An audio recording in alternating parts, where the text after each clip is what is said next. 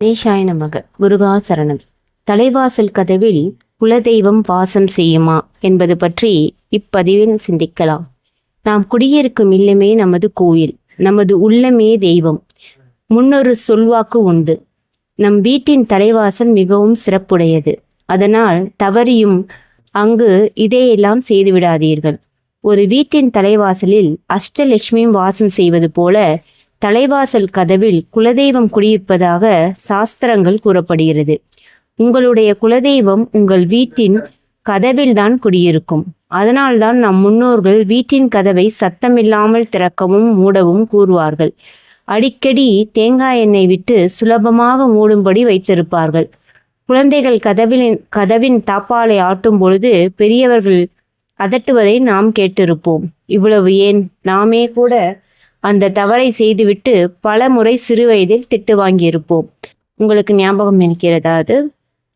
அதற்கு இதுதான் காரணம். வீட்டின் கதவில் நம்முடைய குலதெய்வம் வாசம் செய்வதாக ஐதீகம் உள்ளது. இத்தகைய நிலவாசல் கதவில் தெரியாமல் கூட நாம் இந்த தவறுகளை எல்லாம் எப்போதும் செய்துவிடக்கூடாது. அப்படியான தவறுகள் என்னென்ன என்பதை தான் இப்பதிவின் மூலம் பார்க்க இருக்கின்றோம். வீட்டின் தலைவாசலில் இரு புறங்களிலும் விளக்கு ஏற்றி வைப்பது பண்டைய கால வழக்கமாக நம் எல்லோருக்கும் தெரிந்திருக்கும். அந்த இரண்டு புறங்களிலும் கும்ப தேவதைகள் அமர்ந்திருப்பதாக சாஸ்திரங்கள் கூறுகின்றன. அந்த தேவதைகளை குளிர்விக்கவே அப்பகுதியில் விளக்கு ஏற்றி வைக்கப்பட்டது. அவர்களை வணங்குவதற்காகவே வீட்டின் தலைவாசல் குள்ளமாக வடிவமைத்து வைத்திருப்பார்கள். அந்த வீட்டில் குடியிருப்பவர்கள் வீட்டுக்குள் நுழையும் முன் கும்ப தேவதைகளை வணங்கி செல்வதற்கு தான் இவ்வாறு உயரம் குறைவாக முந்தைய காலங்களில் கதவுகள் வடிவமைக்கப்பட்டன. பல கிராமங்களில் இன்றும் நாம் பார்க்கின்றோம். அதுபோல எப்படி நம் கோவில்களில் வாசல் படியை மிதிக்காமல் தாண்டி உள்ளே செல்கிறோம், அதே போல்தான் வீடு என்னும் கோவிலில் வாசற்படிகளை மிதித்துவிட்டு உள்ளே செல்லக்கூடாது. நம் வீட்டின் நிலைவாசல் படிகளுக்கு மஞ்சள் குங்குமம் இட்டு வழிபடுவதும் இந்த தேவதைகளுக்குத்தான். அத்தகைய தெய்வீக சக்தி வாய்ந்த இந்த நிலவாசல் படியை மிதித்து கொண்டு உள்ளே செல்லக்கூடாது. அதுபோல் ஒருபோதும் நிலைவாசல் படியில் அமரக்கூடாது. ஒரு சிலர் பொழுது போகாமல் வீட்டின் தலைவாசல் பகுதியில் அமர்ந்து கதை பேசி கொண்டிருப்பார்கள். இதை மிகவும் மோசமான பிரச்சனைகளை உங்களுக்கு தரும். படியிலிருந்து இறங்கிதான் நீங்கள் அமர்ந்து கதை பேச வேண்டும். அதுபோல வாசல் படியில் தலை வைத்து படுக்கக்கூடாது என்பதை நாம் கேள்விப்பட்டிருப்போம். அதுவும் இதற்காகத்தான். வீட்டின் தலைவாசலில் மகாலட்சுமிகளும் கதவில் குலதெய்வமும் வாசல் செய்வதால் அந்த இடத்தில் தலை வைத்து படுக்கக்கூடாது, தரித்திரம் ஏற்படுத்தும் என்பார்கள்.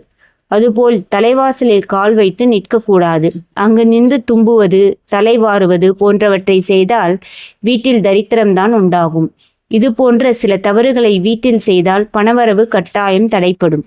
வீட்டில் உள்ளவர்களுக்கு மன நிம்மதி கெடும். கெட்ட சக்திகளும் உள்ளே நுழைவதற்கு வசதியாக அமைந்துவிடும். இவ்வாறு தலைவாசலில் நாம் செய்வதால் வீட்டை பாதுகாக்கும் தெய்வங்கள் செயல்பட முடியாமல் போய்விடும். கூப்பிட்ட குரலுக்கு ஓடோடி வருபவர் நம்முடைய குலதெய்வம்தான். அதனால்தான் எப்போதும் நம் வீட்டின் கதவுகளில் குடியிருப்பதாக சாஸ்திரங்கள் கூறுகின்றன.